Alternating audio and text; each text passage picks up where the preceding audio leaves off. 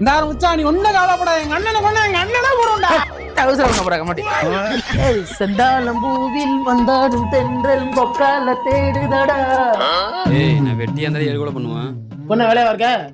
இல்ல மச்சான். தெரியல. மூடிட்டு போய் சட்னிக்கு சாம்பார் இது சாம்பார் கருவேப்பிலை கம்நாட்டி பேர் இருந்தா வா போய் மத்திர கருவேப்பிலை வா.